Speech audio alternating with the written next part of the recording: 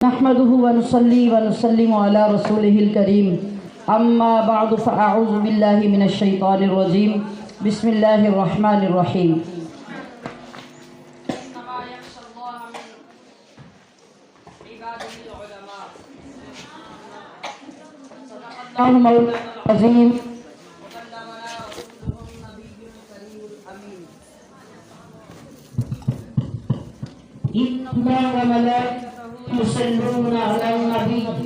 या अय्युहल्लज़ीना आमनू सल्लु अलैहि वसल्लिमू तस्लीमा।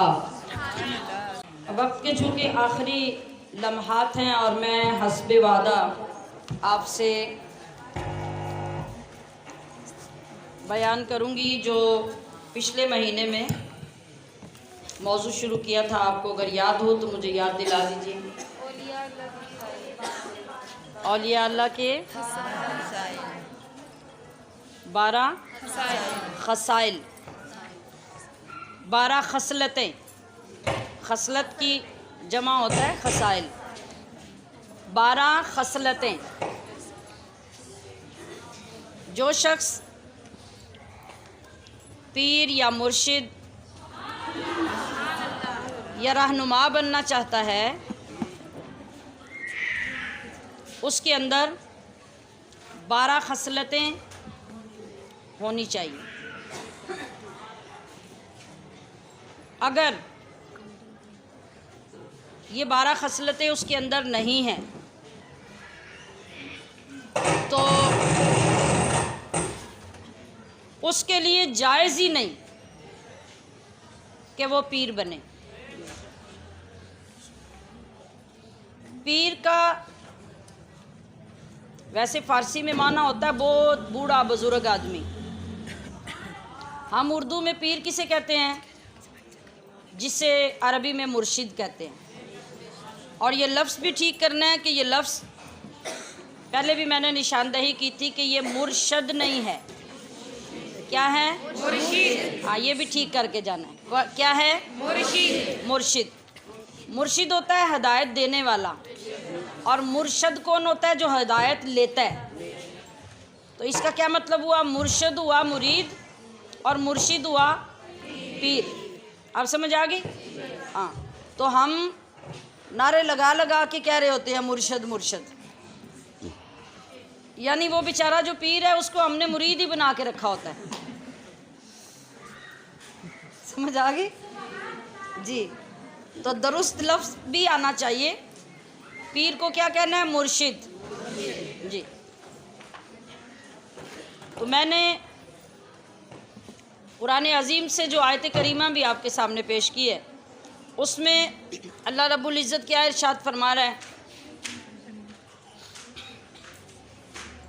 मैंने अभी आपके सामने क्या अल्फाज पढ़े हैं, किसी को याद है?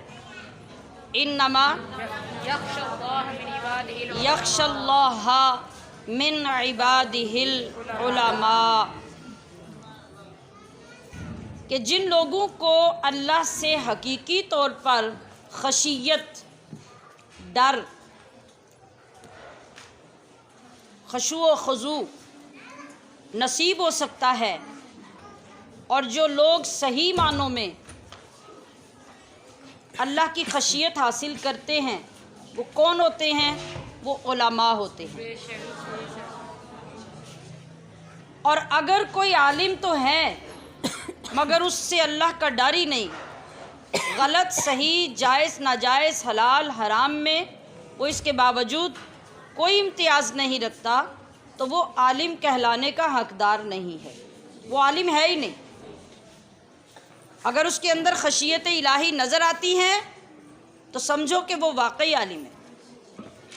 और अगर 20 साल भी मदरसों में पढ़ने के बावजूद वो बेअमल भी है, बेखौफ भी है, बेडर भी है, अल्लाह की फर्मा बरदारी करता भी नज़र नहीं आता, तो वो आलिम कहलाने का हकदार नहीं है।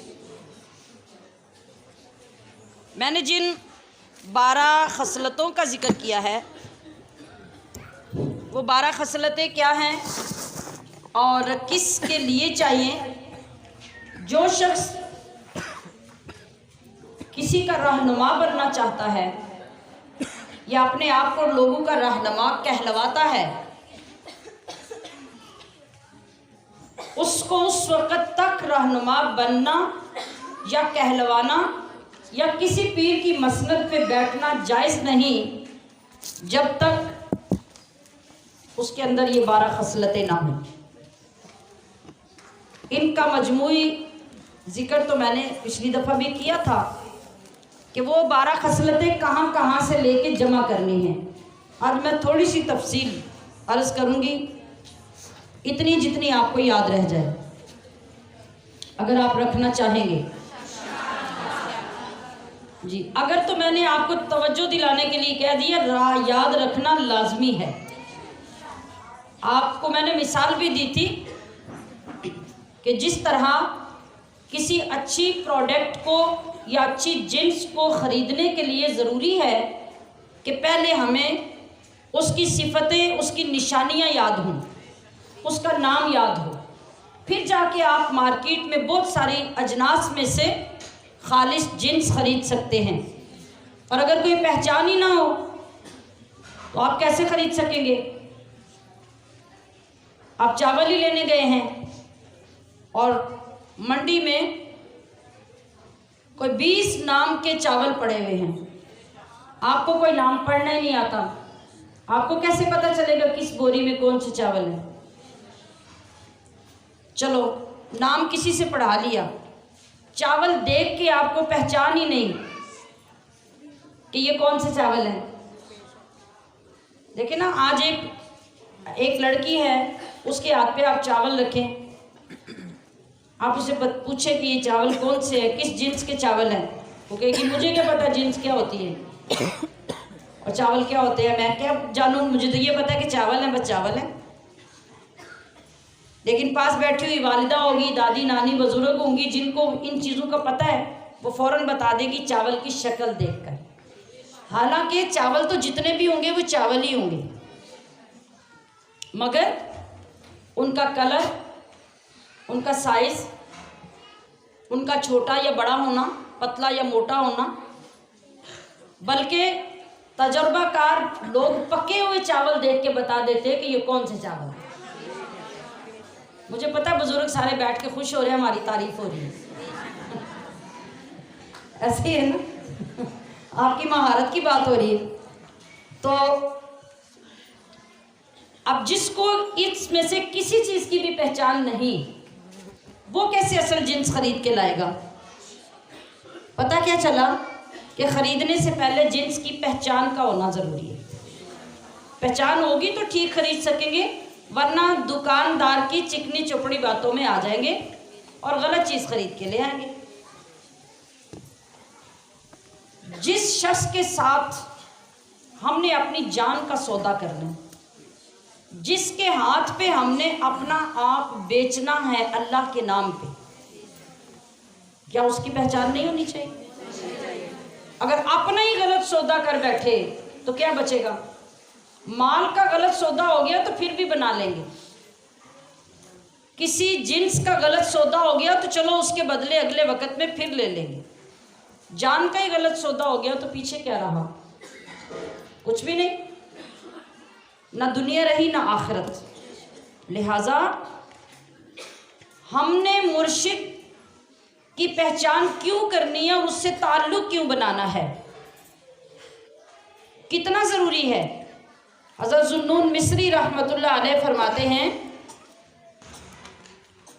बेवकूफ़ है वो आदमी जिसको ना तो आखिरत का रास्ता खुद आता है, ना वो किसी पते वाले से पूछता है। हमारी ज़िंदगी कैसी ऐसी है ना, बोलिए, ना हमें खुद पता है और ना हम पते वाले से पूछते हैं। हम इसे गैर ज़रूरी चीज़ समझते हैं। तो सामियात मोहतशम, दुनिया के तमाम रास्तों से, ज़िंदगी के तमाम मामलात से ज़रूरी तरीन मामला और ज़रूरी तरीन रास्ता कौन सा है? आखिरत का रास्ता, जिसकी हम बिल्कुल फ़िक्र नहीं करते। मैंने बहुत मर्तबा जिक्र किया, आप खुश नसीब लोग हैं जिनको अल्लाह हर महीने तौफीक दे देता है, आप उसकी बारगाह में उसकी कुछ बातें सुनने के लिए, कुछ आखिरत की फ़िक्र पैदा करने के लिए वक्त निकाल लेते हैं, सफ़र कर लेते हैं, तशरीफ़ ले आते हैं, अल्लाह की याद ताज़ा हो जाती है, अल्लाह से कोई ताल्लुक़ बन जाता है। उलमा कहते हैं कि इल्म की मजलिसों में आते रहा करो, जाते रहा करो। क्या होता है?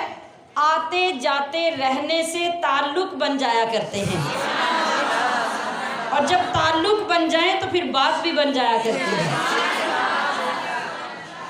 इसलिए इल्म की महफ़िलों में आना बड़ा ज़रूरी भी और बड़े काम का भी है।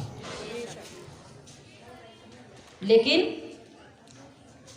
ये बात हमेशा दोहराती हूँ और ये हमेशा याद रखने की ही है कि जहाँ हम जाते हैं, जहाँ बैठते हैं, हमें हर वक्त ये याद रहना चाहिए हम कहाँ जाते हैं, क्यों जाते हैं, क्या लेने जाते हैं और क्या लेकर आते हैं।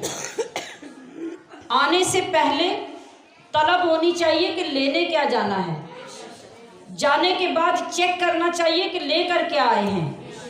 बात तब बनेगी, बात तब बनेगी।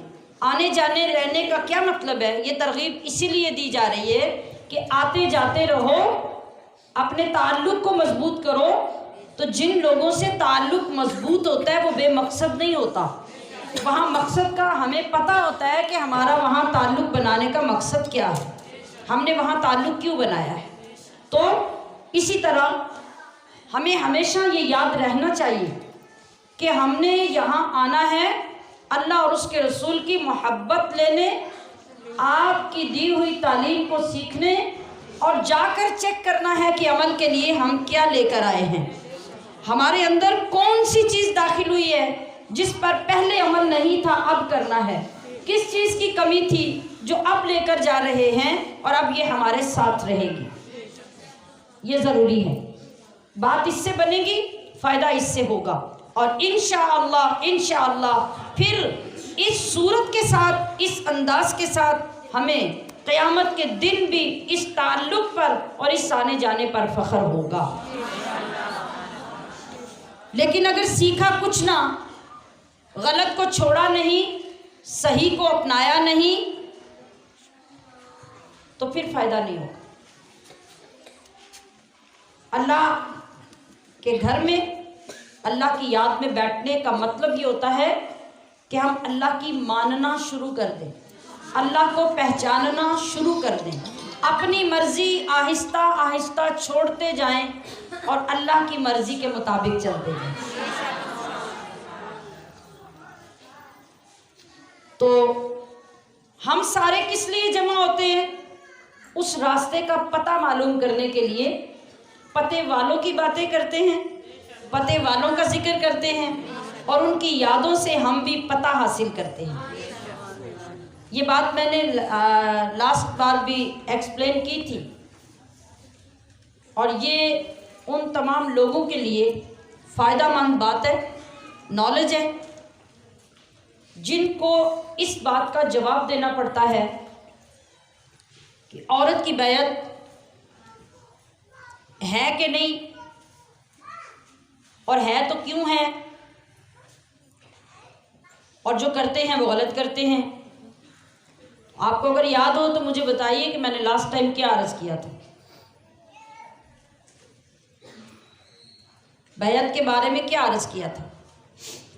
हमारे अंदर ऐसी कोई क्वालिटी नहीं है जिस पे हम दावा करें कि कोई हमारी रहनुमाई में चले, जिस पे हम ये कहें कि हम रहनुमाई देने के काबिल हैं। मैंने कहा था कि जब कामिल मुर्शिद मिल जाता है और वो अपने नज़रे कमाल से किसी को कुछ अता करता है, और वो एक क्लास में से किसी तालिब इल्म को ये समझता है कि मेरे बाद मेरी गैर मौजूदगी में ये मेरे साथ मुंसलिक लोगों को कुछ ना कुछ सिखाने के काबिल है, तो वो अपनी तरफ से उसको मॉनिटर बनाकर उसकी ड्यूटी लगा देता है। सबक, तालीम, फैज़ उसी का होता है जो अपनी गैर मौजूदगी में किसी को मॉनिटर बनाता है। तो हमारा मकसद, हमारा रास्ता, हमारी हैसियत अपने मुर्शिद करीम की बारगाह में ऐसी ही है कि उनकी लगाई हुई ड्यूटी शरीयत की हदूद को कायम करते हुए हम अदा करते हैं और बाहैसियत मॉनिटर उनका दिया हुआ सबक अपने साथियों तक पहुंचाते हैं। जितने बड़े वली, जितने बड़े बुजुर्ग गुजरे हैं ना, वो अपने मुरीदों को गुलाम नहीं समझते थे, वो अपने मुरीदों को संगी और साथी कह के बुलाया करते थे। क्यों भला? ताकि अपने अंदर बड़ाई पैदा ना हो।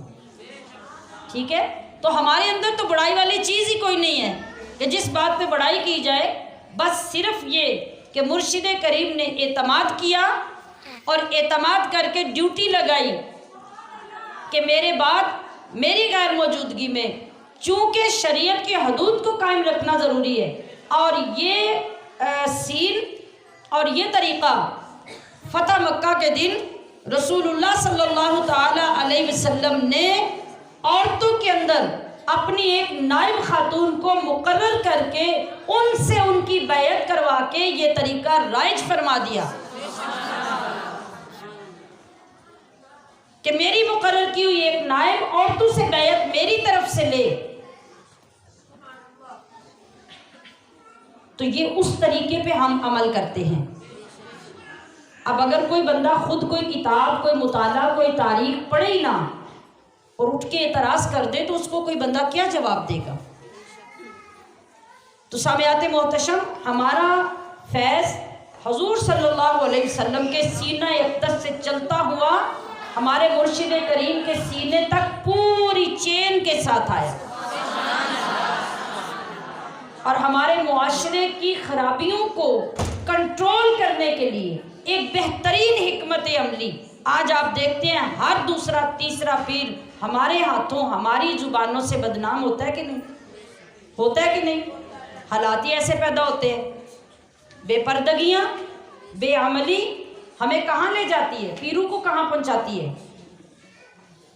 आज आप मीडिया पर, टेलीविज़न पर उन पीरों को जूते पड़ते देखते हैं। क्या नज़र का कमाल था हमारे मुर्शिद करीम का कि उन्होंने वो दरवाज़ा ही बंद कर दिया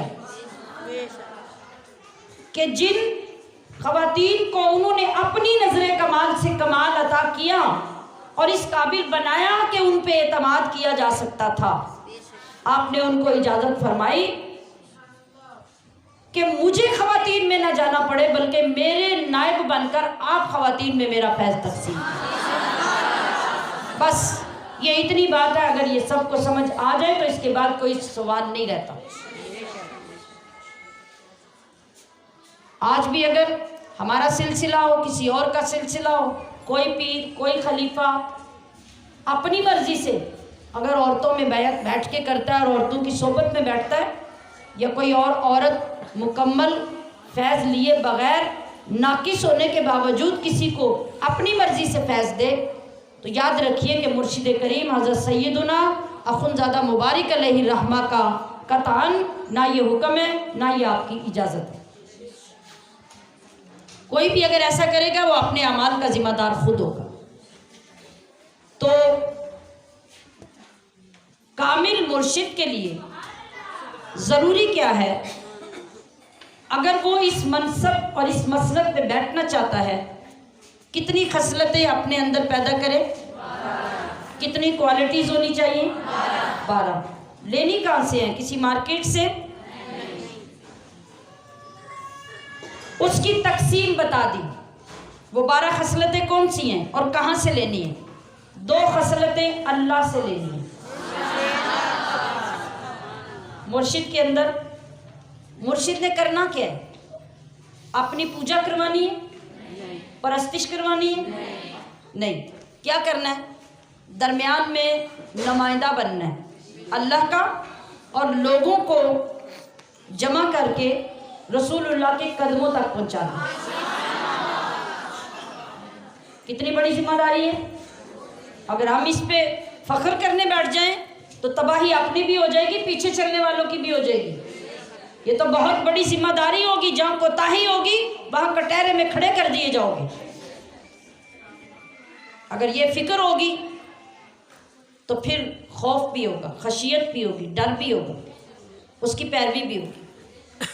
और अगर ये फिक्र नहीं होगी तो फिर हम इसको भी एक खेल तमाशा बना के अपनी नमूदो नमाइश और शोहरत के लिए इस्तेमाल करेंगे, जैसा कि आज हम देख रहे हैं। इसलिए मैं कह रही हूँ कि हज़ारों सजदे अगर आज के दौर में हम करें कि अल्लाह ने हमें कौन सी कामिल हस्ती के पीछे लगाया और कितना मजबूत सुन्नत और कुरान का रास्ता दिया जो आज तलाश करने से दुनिया में नहीं मिलता।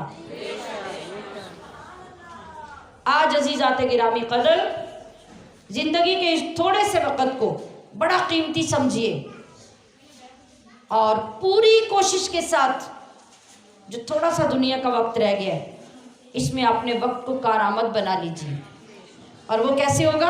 आखिरत की फ़िक्र पैदा करने से, दुनिया की लग़वियात से हटकर बचकर अल्लाह और उसके रसूल की रज़ा में ज़िंदगी बसर करने से आप अपने वक्त को कारआमद बना सकेंगे। तो मैं ये अर्ज़ कर रही थी कि 12 खसलतें जब तक नहीं, उस वक़्त तक कोई मुर्शिद कहलाने के काबिल नहीं, उसे जायज़ ही नहीं। अब आप ये सोच रहे होंगे कि ये मुकर्रर किसने किया मायार, तो ये जानकर आपका ईमान और मजबूत होगा कि ये मायार उस हस्ती ने किया जिसकी याद में आप हर महीने यहाँ आते हैं। कौन? ऊंची बोलिए, कौन? हजूर गौसे आज़म शेख अब्दुल कादिर जीलानी रहमतुल्लाह अलैह। हमने सिर्फ इतना समझा कि 11वीं है तो बस हजूर गौसे पाक से सच्ची मोहब्बत का हक अदा हो गया। नहीं, आज ज़रा सुनिए, ये हजूर गौसे पाक ने आपकी किताब है क़लाइदुल जवाहिर, क़लाइदुल जवाहिर के सफ़ा नंबर 203 पर ये इबारत तहरीर है जिसका तर्जुमा मैं आपको सुना रही हूँ। आपने फरमाया कि किसी शख्स के लिए उस वक़्त तक ये जायज़ ही नहीं कि वो अपने आप को किसी का पीर कहलवाए या मुर्शिद कहलवाए जब तक उसके अंदर 12 खसलतें ना हों। उन 12 खसलतों में 2 खसलतें वो अल्लाह से लेगा और 2 खसलतें वो हजूर नबी करीम सल्लल्लाहु अलैहि वसल्लम से लेगा। अल्फाज क्या फरमाए कि खसलतानी मिनल्लाहि, 2 खसलतें अल्लाह से, व खसलतानी मिनन नबी सल्लल्लाहु अलैहि वसल्लम, और 2 खसलतें हजूर नबी करीम सल्लल्लाहु अलैहि वसल्लम से लेगा। व खसलतानी मिन अबी बकर, और 2 खसलतें सैयदुना अबू बकर सिद्दीक से लेगा। व खसलतानी मिन उमर इब्न खत्ताब, और 2 खसलतें उमर इब्न खत्ताब, हज़रत उमर बिन खत्ताब से लेगा। व खसलतानी अन उस्मान इब्न अफ़्फ़ान, 2 खसलतें हज़रत उस्मान बिन अफ़्फ़ान की उसके अंदर होंगी। व खसलतानी मिन अली इब्न अबी तालिब, 2 खसलतें हज़रत अली बिन अबू तालिब से लेगा। अल्लाह की 2 खसलतें किसी मुर्शिद और पीर में कौन सी होनी चाहिए? आप आगे आ जाए जी। अल्लाह से 2 खसलतें, आई यकूना, तवज्जो रखिए, आई यकूना सत्तारम व गफ्फारा। मुर्शिद को कैसा होना चाहिए? आई यकूना सत्तारम व गफ्फारा। अल्लाह सत्तार भी है, गफ्फार भी है। सत्तार कौन होता है? पर्दे डालने वाला। और गफ्फार कौन होता है? बख्शने वाला, बड़ा ही बख्शने वाला, माफ़ करने वाला। तो मुर्शिद के अंदर ये दो खसलतें जब तक नहीं होंगी वो मुर्शिद कैसे बनेगा? ज़रा गौर कीजिए, इन खसलतों की अहमियत क्या है। अब मुर्शिद तो वो होता है जिसके पास हर वक्त लोगों का हजूम होता है। उसके मुरीद होंगे, इरादतमंद होंगे, शागिर्द होंगे, चाहने वाले होंगे। एक ने आके अपना दुखड़ा सुनाया, दूसरे ने, तीसरे ने, चौथे ने, सैकड़ों लोग आए। और अगर वो एक की बात दूसरे से, दूसरे की तीसरे से करता रहेगा तो बताइए वो मुर्शिद बनने के काबिल?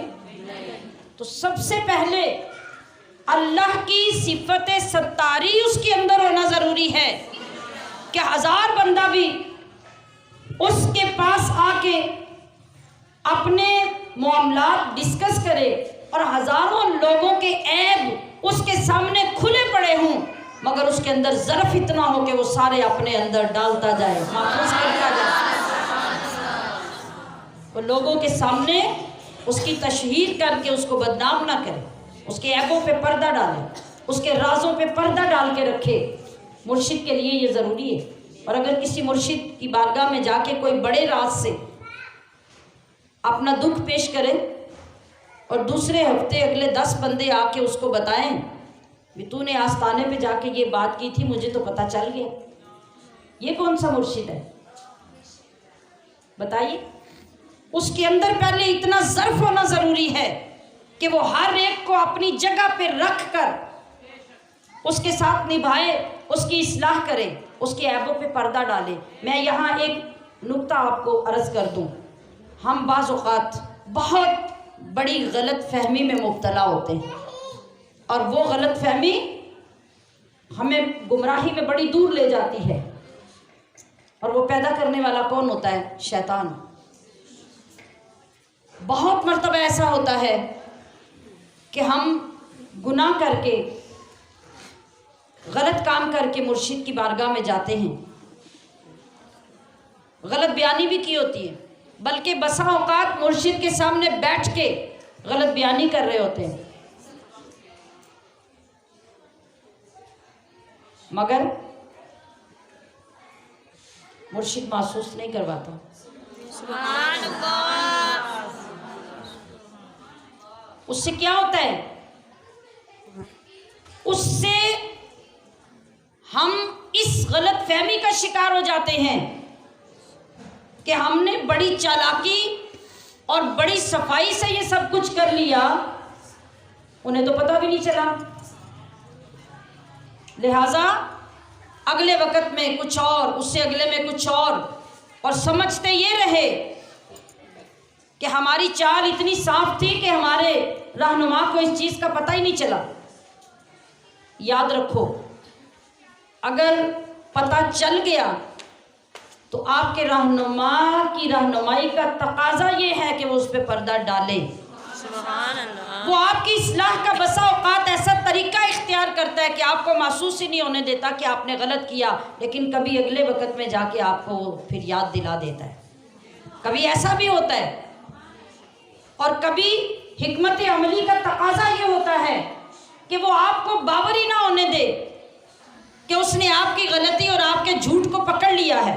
वो आपकी तरबियत इस अंदाज से करे कि आप उसको छोड़ दें, और जब कभी आपको बताने की ज़रूरत पड़े तो वो आपको बता भी दे।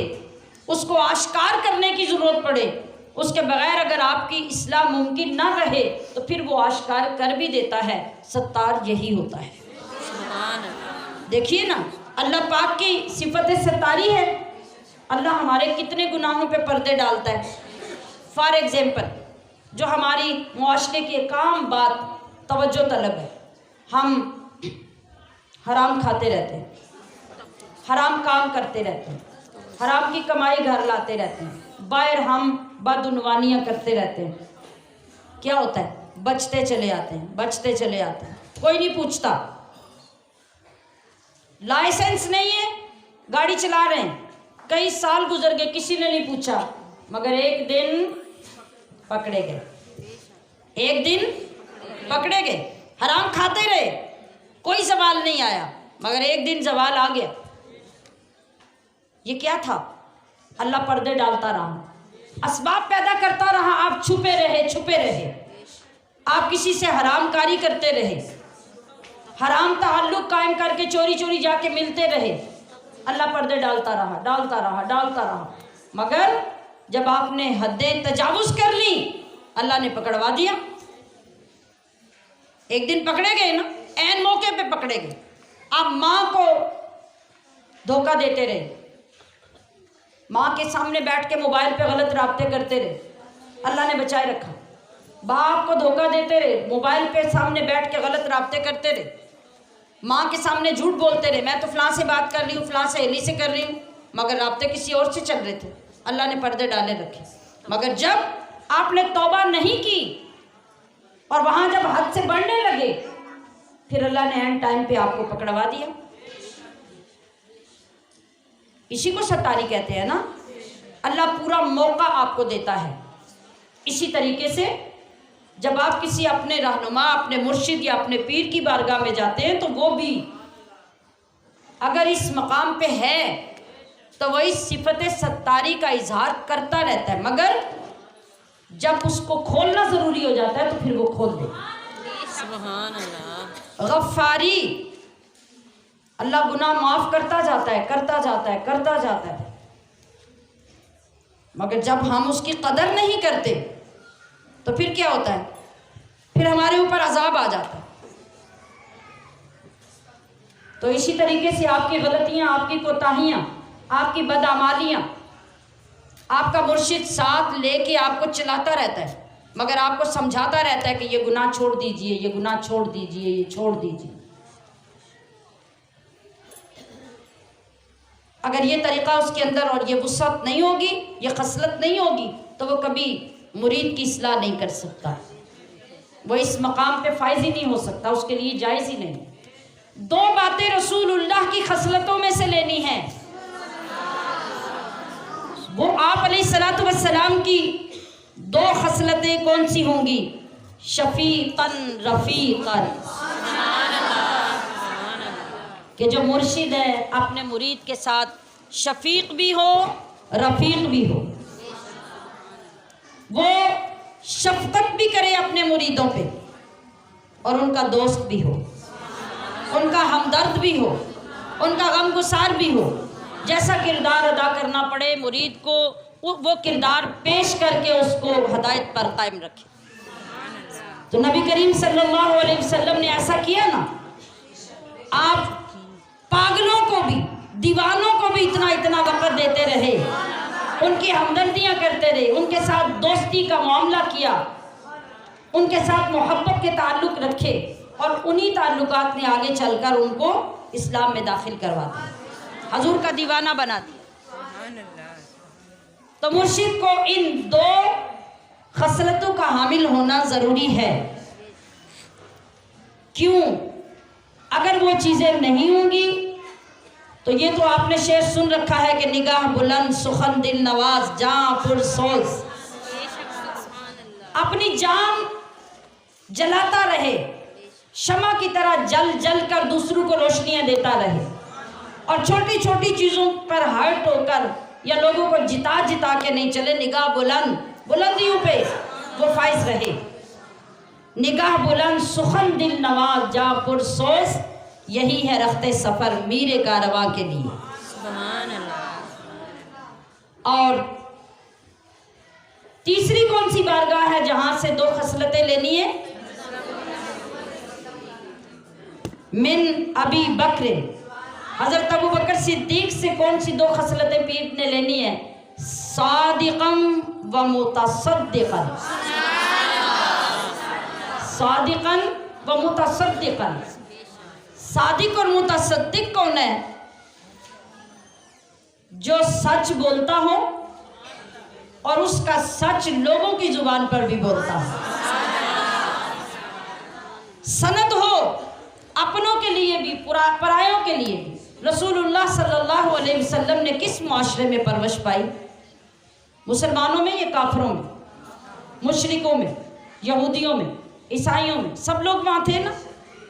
और आगाज़ में तो सारे मुशरिक थे मक्का में जब आप थे। मुशरिकों में आप परवान चढ़े, 40 साल तक आप वहाँ रहे, तो सारे मुशरिक आपको क्या कहते थे?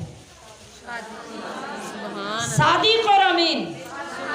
आपका नाम तो कोई बुलाता ही नहीं था। काफिर और मुशरिक भी आपको हमेशा सादिक और अमीन कहते थे। मानते नहीं थे, ईमान नहीं लाते थे, कीमती चीजें लाके हजूर के पास रख जाते थे। अमानतें हजूर के पास पड़ी होती थी, हजूर के रब को नहीं मानते थे। यकीन इतना था, एतमाद इतना था कि ये बंदा बड़ा सच्चा है और बड़ा अमानतदार है। तो अबू बकर सिद्दीक सिद्दीक क्यों हुए? सदाकत की वजह से। आपके सच की तस्दीक रब्बे करीम ने कुरान पाक में फरमाई, और दुनिया में भी आप सिद्दीक़ अकबर के नाम से आज भी मशहूर हैं। वो इतना सच बोलते थे, इतना सच बोलते थे कि लोग आपके सच को सनद मानते थे। क्या मतलब? एक शख्स अपने इलाके में अपनी अच्छाई और नेकी में बड़ा मारूफ था, इस्लाह करने में, लोगों की पंचायतें बिठाने में, सुलह करवाने में, अच्छे काम करने में।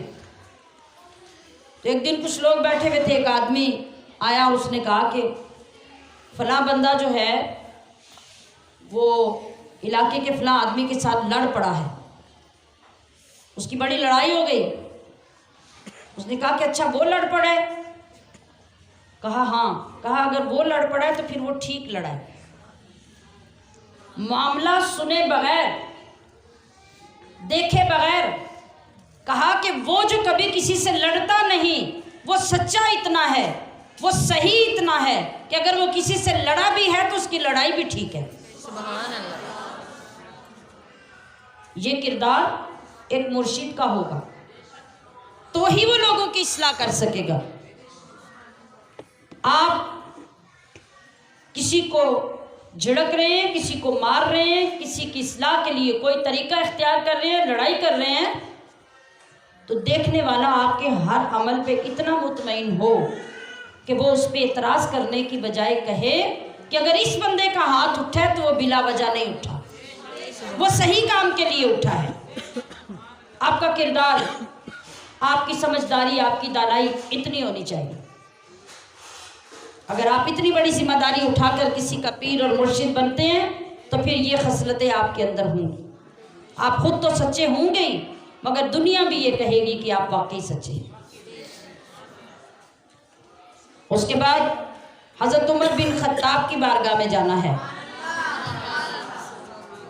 क्या करने? 2 खसलतें वहाँ से भी लेनी है, और वहाँ से 2 खसलतें कौन सी लेनी है? वो खसलतें होंगी कि अम्मारन व नहाअन। इसका मतलब है कि बहुत ज़्यादा नेकी का हुक्म देने वाला और बहुत ज़्यादा बुराइयों से रोकने वाला। और बुराइयों से रोकने के लिए तो आपको सख्ती भी करनी पड़ती है, और नेकी पे कायम करने के लिए भी बसा औकात आपको सख्ती करनी पड़ती है। तो पीछे तो हमने हजूर की बारगाह से 2 खसलतें ली थी, शफीकन व रफ़ीकन, मेहरबान, हमदर्द, नरमी करने वाले, शफकत करने वाले। और इधर क्या है? अम्मारन व नहाअन, बहुत ज़्यादा अमर करना और बहुत ज़्यादा बुराइयों से रोकने वाले। अब ये 2 बातें बज़ाहिर तो टकरा रही हैं, तो फिर जमा कैसे होंगी? जमा उसी तरह होंगी जिस तरह उमर फारूक और अबू बकर हजूर की बारगाह में जमा हुए। क्या मतलब है? रफ़ीक होने का मतलब, शफीक होने का मतलब ये नहीं कि जा बजा गलत और सही में आप नरमी ही बरतते रहें। अगर इसको शफीक कहा जाता कि हर जगह पे आपकी नरमी हो, जलाल कहीं ना हो, हर जगह पे जमाल हो, तो फिर अल्लाह ने ये क्यों फरमाया कि 7 साल के बच्चे को नमाज का हुक्म दो, और जब 10 साल का हो जाए तब तक उसे आदी बनाते रहो। 10 साल तक भी बच्चा आदी ना बने, नमाज का पाबंद ना हो, अब उसे मारो। शफकत किधर गई? बताइए, शफकत किधर गई? नरमी किधर गई? कहा उसे मारो, मारने से भी नमाज ना पढ़े तो उसे खाना देना बंद कर दो। भूखा रखना नरमी है? नहीं। अगर वो खाना छोड़कर भी नमाज का, ये माएँ ज़रा सुने, जिनको तरस आने लग जाता है ना, स्कूल पढ़ के आया था सुता रहने दो उसमें जी, ये सुने ज़रा, अगर खाना ना देकर भी वो नमाज का पाबंद नहीं होता तो रसूलुल्लाह सल्लल्लाहु अलैहि वसल्लम ने फरमाया कि फिर उसको कैद कर दो। किधर है नरमी, शफकत किधर है? आप इसको इसके खिलाफ समझ रहे हैं ना? नहीं, इस सख्ती के अंदर नरमी है, इस शिद्दत के अंदर नरमी है, इस डांट के अंदर प्यार है। आपका बच्चा आपकी बिजली के स्विच के पास पड़ी हुई स्त्री को जाके पकड़ ले और आपकी दूर से नजर पड़े, आप भागते हुए जाके बच्चे को थप्पड़ मारेंगे कि नहीं? ये नरमी है? बोले नहीं, ये प्यार है? कमाल होगी, ये प्यार ही तो है खुदा के बंदो, ये प्यार ही तो है। अगर आप उस वक्त सख्ती से डांट कर बच्चे को नहीं खींचते तो वो जल जाता, करंट लग जाता, हो सकता है खुदा ना खास्ता एक्सपायर हो जाता। तो मोहब्बत की एक सूरत ये भी है, अगर स्त्री से जलने वाले को थप्पड़ मार के बचाना सख्ती नहीं प्यार है, तो दोज़ख में जलने वाले को डांट कर और सख्ती करके बचाना ये प्यार नहीं? ये तो उससे भी बड़ा प्यार है, ये तो उससे भी ज़्यादा बड़ी नरमी है। तो वो जो 10 साल की उम्र में भी नमाज का पाबंद नहीं हुआ, उसको मारना ये नरमी है, ये शफकत है। उसको खाना ना देना और नमाज के पाबंद बनाने की रग़बत दिलाना ये नरमी और शफकत है, ये सख्ती नहीं है। इसलिए कि ये अल्लाह का हुक्म है। अगर वो आज नहीं करेगा तो क्या कल दोज़ख में जलता हुआ उसको देख लोगे?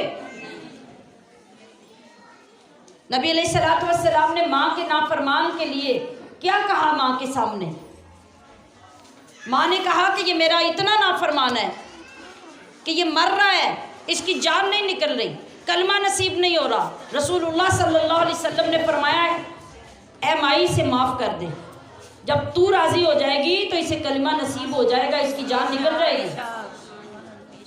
कहा नहीं या रसूलुल्लाह, नहीं माफ़ करना, इसने मुझे जलाया ही बहुत है, इसने मुझे सताया बहुत है, मैं इसे माफ़ नहीं करूँगी। हजूर सल्लल्लाहु अलैहि वसल्लम ने सहाबा से फरमाया, सहाबा उठो, जंगल में जाओ, जाके लकड़ियाँ लेकर आओ, लकड़ियाँ जलाओ और इसके बेटे को लकड़ियों में डाल दो। चीखी माँ, उठी, कहा या रसूल अल्लाह, खुदा के वास्ते नहीं, ये नहीं करना, मेरे बेटे को ना जलाइए। कहा, ए औरत तू अजीब है, चंद लकड़ियों की आग पर तू चीख उठी है, तो अगर तेरा बेटा इसी हाल में मर गया तो सीधा दोज़ख में जाके जलेगा, फिर उसे माफ़ क्यों नहीं करती? फिर उसे माफ़ कर दे, बड़ी आग से बच जाए। तो क्या किया? बड़ी आग से बचाने के लिए रसूलुल्लाह ने आग दुनिया की जलाने का हुक्म दिया। उसमें नरमी प्यार था कि नहीं? शफकत थी कि नहीं? तो शफकत को पहचानो, नरमी को पहचानो। बेजा लाड प्यार अगर आपके बच्चे के किरदार को तबाह करता है तो मारने के वक़्त को उसको मारना भी प्यार है, डांटने के वक़्त उसको डांटना प्यार है, सख्ती के वक़्त सख्ती लगा करके उस पर पाबंदियाँ लगा देना ये असल में प्यार है। तो अब मारन व नहान, जहाँ पे बुराई देखो उसको रोको, यह मुर्शिद का मनसब है। और हर वक़्त जहाँ मुरीद की गलती, सुस्ती, काहली, बेअमली देखो, फ़ौरन उसके मिजाज और उसकी ज़रूरत के मुताबिक उसको अमर दो।